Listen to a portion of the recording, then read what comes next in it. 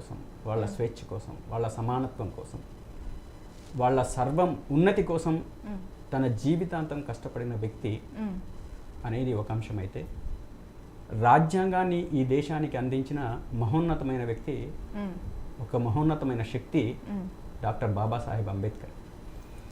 ఆ మహనీయుడి పేరుని తలవకుండా రాజ్యాంగం మీద చర్చ జరగటం అనేది అసాధ్యం.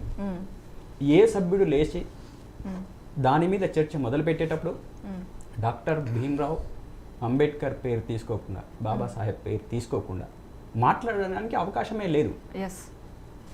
కానీ ఇది బీజేపీ శ్రేణులకి, ముఖ్యంగా బీజేపీ భావజాలము, ముఖ్యంగా ఆర్ఎస్ఎస్ భావజాలంతో ఉన్న వాళ్ళకెవరికి కూడా మింగుడు పడని అంశం. వాళ్ళు ఎట్టి పరిస్థితులలో అంబేద్కర్ భావజాలాన్ని కానీ, ఈ దేశంలో ఒక సమానత్వాన్ని కానీ వాళ్ళు స్వీకరించడానికి లేదా అమలు చేయడానికి బీజేపీ భావజాలం ఏంటి, ఎందుకు వ్యతిరేకిస్తున్నారు? బీజేపీ భావజాలం నథింగ్ బట్ ఆర్ఎస్ఎస్ భావజాలం. ఆర్ఎస్ఎస్ పొలిటికల్ వింగే బీజేపీ. ఆర్ఎస్ఎస్కున్న విధానాలే ఈరోజు బీజేపీకి ఉంటాయి. ఈరోజు ఇందాక సాయి గారు మాట్లాడుతూ అంబేద్కర్ ఆశయాల్ని మనం తీసుకెళ్ళాలి, కానీ ఆయన దేవుడు అని ఆయన పేరుని పదే పదే తీసుకోవాలి అని చెప్పేసి ఆయన కోరుకోలేదు అని చెప్పేసానంటే, ఆయన యొక్క ఆశయాలు చాలా మహోన్నతమైన ఆశయాలు. వాటిని మీరు ఎక్కడ ముందుకు తీసుకెళ్తున్నారు బీజేపీ పార్టీగా? ఆయన ఈ ప్రజాస్వామ్యం ఈ దేశంలో పరిడవిల్లాలని చెప్పేసి బలంగా కోరుకున్న మహోన్నత వ్యక్తి అంబేద్కర్ గారు. ఆ ఆశయాన్ని మీరు తీసుకెళ్తున్నారా? లేదా సెక్యులరిజం, ఈ దేశంలో అన్ని మతాలు ఉన్నాయి, అది క్రిస్టియన్ ఉంది, హిందూ ఉంది, ముస్లిం ఉంది, సిక్ ఉంది, ఇసాయి ఉంది, ఇంకోటి ఉంది, అనేక రకాల మతాల సమీకరణమే మన భారతదేశం. భిన్నత్వంలో ఏకత్వంగా ఎప్పుడు పరిడవిల్లే దేశమే భారతదేశం. కానీ ఈ దేశంలో ఒకే ఒక్క మతం ఉండాలి, అది హిందూ మతం మాత్రమే ఉండాలని చెప్పేసి ఏ రోజు బాబాసాహెబ్ అంబేద్కర్ కోరుకోలేదు. ఇది సమీకృతంగా ఉంది, సమున్నతంగా ఉంది, ఇది ప్రపంచానికే ఒక ఆదర్శంగా ఉండాలి అని చెప్పేసి భావించిన దాంట్లో డాక్టర్ బాబాసాహెబ్ అంబేద్కర్ ఉన్నారు. దాంట్లో భాగంగానే ఆ రాజ్యాంగం రాసిన దాంట్లో ఆయన అది సెక్యులరిజాన్ని స్పెషల్గా మెన్షన్ చేయడం జరిగింది. దాన్ని మీరు ముందుకు తీసుకెళ్తున్నారా? కాదు కదా, ఆయన ఆశయం తీసుకెళ్ళట్లేదు కదా. అదేవిధంగా పీడిత తాడిత ప్రజల పక్షాన నిలబడి వాళ్ళు అసమానతల నుంచి దూరం కావాలి.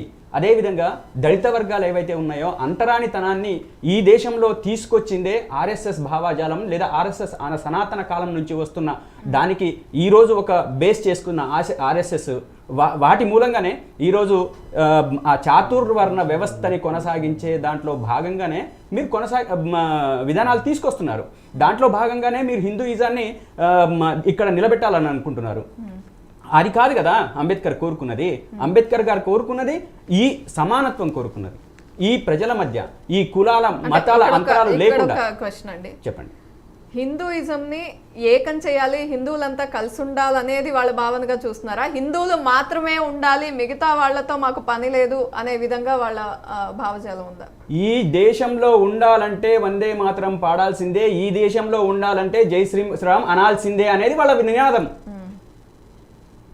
అంటే దాని భావం ఏంటి, దాని ఉద్దేశం ఏంటి? ఖచ్చితంగా ఈ దేశంలో ఉండాలంటే జై శ్రీరామ్ ఉండాలి, లేకపోతే హిందూయిజాన్ని మీరు సపోర్ట్ చేయాలి, సైలెంట్గా ఉండాలి, లేకపోతే కామ్గా ఉండాలి, లేకపోతే కుదరదు అనేది వాళ్ళ భావజాలం.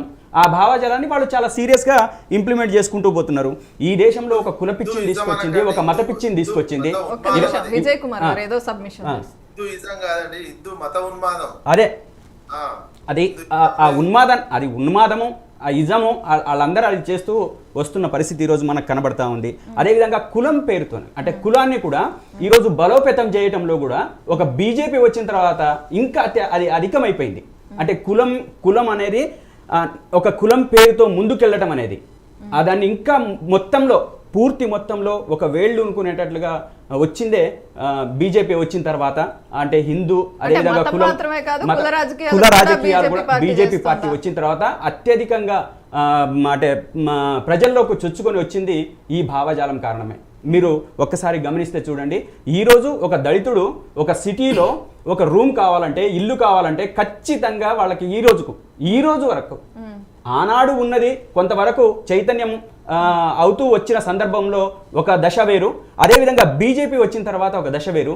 ఈరోజు ఖచ్చితంగా ఒక కులం అడగంది లేకపోతే దళితుడు అని అడగనేది, ఒకవేళ దళితుడైతే ఖచ్చితంగా ఇచ్చే ప్రసక్తి లేదు. ఒక ఎస్టీ కానీ ఎస్సీ కానీ ఇవ్వడానికి అవకాశమే లేని పరిస్థితి ఈరోజు దేశంలో ఈ రోజు కొనసాగుతూ ఉంది. ఈ విధానాన్ని బాబాసాహెబ్ గారు కోరుకోలేదు, అంబేద్కర్ గారు కోరుకోలేదు. అంతేకాదు ఇక్కడ మనం అందరం స్వేచ్ఛగా సమానంగా సమానత్వ భావనలతోని అందరం కలిసిమెలిసి ఉండాలని చెప్పేసి ఏదైతే తన ఆశని కొనసాగించాలని అనుకున్నాడో ఆ ఏ ఒక్క ఆశయాన్ని కూడా వీళ్ళు ముందుకు తీసుకెళ్లడానికి సిద్ధంగా లేరు కాబట్టే మీరు అంటున్నారు కదా ఎస్సీ ఎస్టీ వాళ్ళకి ఇల్లు ఇచ్చే పరిస్థితి లేదు. అది బీజేపీకి ఎలా సంబంధం? అంటే ప్రజల్లో ఉన్న భావజాలంది తప్పు కదా, అంటే ప్రజల్లో అవేర్నెస్ రావాల్సిన అవసరం దీన్ని రూపుమాపే చర్యలు వీళ్ళు 15 ఏళ్ల కాలంలో ఏం తీసుకున్నారు? 15 ఏళ్ళు, ఇప్పుడు 15వ సంవత్సరం కదా, వీళ్ళకి 15 సంవత్సరాలకు అడిగిడారు కదా, 11వ సంవత్సరాలకి అంటే మూడోసారికి. అంటే ఈ వ్యవస్థను రూపుమాపాలి. బాబాసాహెబ్ అంబేద్కర్ గారు ఇందాక సాయి గారు చెప్తూ ఏమన్నారు, ఈ రిజర్వేషన్స్ 10 సంవత్సరాల కాలం పాటే ఉండాలి, 10 సంవత్సరాల అనంతరం దీన్ని తొలగించాలి అని చెప్పేసి మాట్లాడినారు. దాన్ని దఫాలుగా అమలు చేసుకుంటూ వచ్చి ఈ రోజు కాంగ్రెస్ పార్టీ ప్రభుత్వము చెయ్యలేదు, దాన్ని అమలు చేయలేదు అని చెప్పేసి ఒకవైపు విమర్శిస్తున్నారు. ఏది సమానత్వం తీసుకొచ్చే దాంట్లో. మరి మీరు వచ్చిన తర్వాత ఈ మూడోసారి ఎన్నిక కూడా జరిగింది. మీరు అధికారంలోకి వచ్చిన తర్వాత ఈ కులం యొక్క రాక్షసిని జడత్వాన్ని కూలదోయడం కోసం, కూకటి వేళ్లతో పీకేయడం కోసం మీరు చేసిన ప్రయత్నం ఏంది? ఈ దేశంలో ఇంకా కులాన్ని మతాన్ని పెంచి పోషించి, ఉన్మాదాన్ని పెంచి పోషించి, కులాల మధ్య మతాల మధ్య కొట్లాటలు పెట్టే ఒక వాతావరణాన్ని క్రియేట్ చేస్తున్నారు తప్పితే మీరు సమానత్వాన్ని తీసుకొచ్చే విధంగా మీరు ఎక్కడ వ్యవహరిస్తున్నారని చెప్పేసి మేము మాట్లాడదలుచుకున్నాం, మేము చెప్పదలుచుకున్నాం. మీ ప్రతి చర్య తీసుకోండి, ఎక్కడైనా తీసుకోండి. వీళ్ళు బీజేపీ వాళ్ళు ఎక్కడైనా సరే మేము ఈ దేశానికి ఈ అభివృద్ధి చేశాము, ఈ అభివృద్ధి మూలాల్ని మేము ముందుకు తీసుకెళ్తున్నాము, ఈ దేశంలో అత్యున్నత స్థాయిని నిలబెట్టడం కోసం మేము ప్రయత్నం చేస్తున్నాం అని చెప్పేసి ఏ ఎన్నికల్లో కూడా వాళ్ళు వెళ్ళరు. వాళ్ళు కేవలం ఒకే ఒక్క నినాదం, వాళ్ళది హిందూ మతం, హిందూ సమాజం ఏకం కావాలి, హిందువులంతా బీజేపీకి ఓటేయాలి. దీనికి ఆర్ఎస్ఎస్ గ్రౌండ్ వర్క్ చేస్తుంది. ఆర్ఎస్ఎస్ ప్రముఖులు కానీ ప్రచారకులు కానీ ఇంకొకళ్ళు కానీ వాళ్ళంతా గ్రౌండ్ వర్క్ చేస్తారు. వీళ్ళందరూ ఎలక్షన్స్లో గెలుస్తారు. అదేవిధంగా దానికి సంబంధించిన మ్యానిపులేషన్ కానీ లేకపోతే ఈవీఎంల మేనేజ్మెంట్ కానీ అన్ని వ్యవస్థల్లో వీళ్ళు ఉంటారు. ఆ వ్యవస్థల్లో వీళ్ళు ఉండేసి దాన్ని అంతా మేనేజ్మెంట్ చేసేసి ఈరోజు 15 సంవత్సరాలు గెలుస్తూ వస్తున్నారు. ఆ గెలవటంతో దాంట్లో భాగమే. ఈరోజు మొన్న జరిగిన ఎలక్షన్స్ కూడా, మహారాష్ట్రలో జరిగిన ఎలక్షన్స్ కూడా మాజీ సిఇఓ గారే ఈవీఎంలలో ఒక దగ్గర 25% ఉంటే ఛార్జింగ్ ఉంటే ఇంకో అంటే లెక్కింపు సమయానికి వచ్చేటప్పటికి 60% ఎలా అయిందని చెప్పేసి క్వశ్చన్ చేసిన పరిస్థితి. అదేవిధంగా అంతకుముందు ఒక 45% ఓటింగ్ పర్సెంటేజ్ ఉంటే లెక్కింపు వచ్చేటప్పటికంటే 70% 80% ఎట్లా అయిందని చెప్పి క్వశ్చన్ చేసే పరిస్థితి. మొత్తం ఏ రోజైతే ఎలక్షన్ జరుగుతుందో ఆ ఎలక్షన్ జరిగిన రాత్రి 12-1 గంట దాకా అంటే చివరి దాకా వచ్చేస్తాయి. రెండో రోజుకు మూడో రోజుకు రావు. ఒకప్పుడు అంటే ఆ లెక్క వేరు, ఆ బ్యాలెట్ పేపర్స్ వేరు, ఆ బ్యాలెట్స్ పేపర్స్. ఈరోజు ఇమీడియట్గా లెక్క పడగానే మనకు లెక్క వచ్చేస్తుంది, ఓటు పడగానే లెక్క వచ్చేస్తుంది. కానీ వీళ్ళు 2 రోజుల తర్వాత 3 రోజుల తర్వాత దాని యొక్క పర్సంటేజ్ చెప్పే పరిస్థితి వచ్చింది. అంటే ఎందుకు వచ్చింది అంటే వీళ్ళ గ్రౌండ్ వర్క్ అంతా ఏంటంటే ఇందాక మన సార్ అన్నట్టు ఈసారి బంపర్ మెజార్టీ ఒకవేళ బీజేపీకి వచ్చి ఉంటే రాజ్యాంగాన్ని మార్చేవాళ్ళు. ఆ రోజు కాంగ్రెస్ పార్టీ ఏదైతే రాజ్యాంగాన్ని మార్చదలుచుకోలేదు. కాంగ్రెస్ పార్టీ వాళ్ళు ఏమనుకున్నారంటే రాజ్యాంగంలో కొన్ని మార్పులు చేయాలి. వస్తున్న మార్పులకు అనుకూలంగా, ప్రజల్లోకి వస్తున్న మార్పుల కారణంగా కొన్ని మనం మార్పులు చేసుకొని దీన్ని ఇంకా కొంచెం మనకి ఏమైనా ఆటంకాలు ఉంటే సరి చేసుకుంటూ పోవాలనుకున్నారు.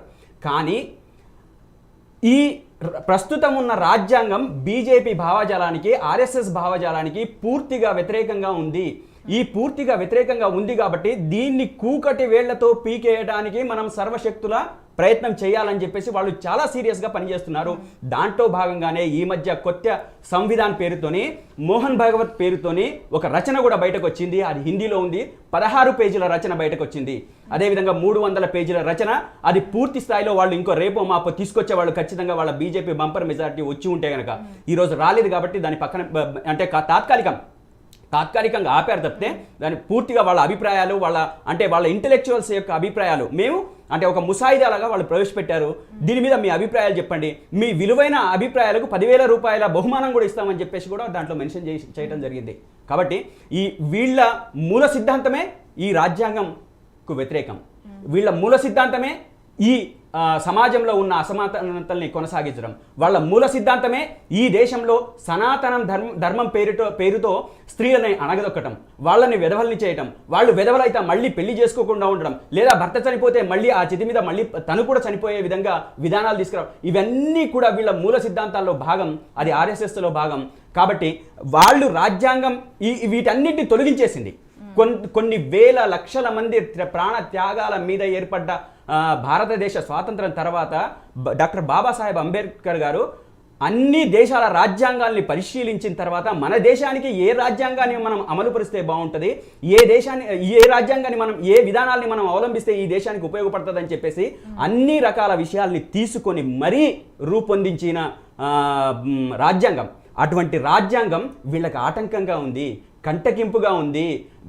మహాత్ముడి పేరు బాబాసాహెబ్ అంబేద్కర్ గారి పేరు తలవటం వాళ్లకు చాలా చాలా చిరాగ్గా ఉంది.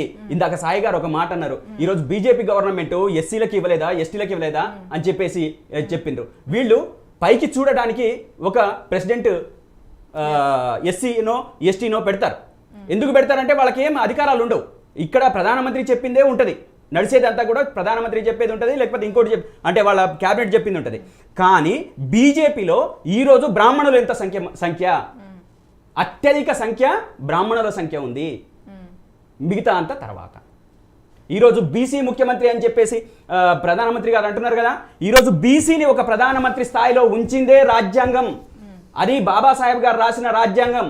లేకపోతే ఈరోజు బీసీగా ఉన్న చాతుర్వర్ణమే కొనసాగి ఉంటే కనుక, ఆర్య క్షత్రియ బ్రాహ్మణ వైశ్య అనేదే ఉంటే కనుక, శూద్ర అనేదే ఉంటే కనుక, ఈ 4 వ్యవస్థలే ఉంటే కనుక ఈరోజు అదే మోదీ గారు ప్రధానమంత్రి అయ్యేవారా?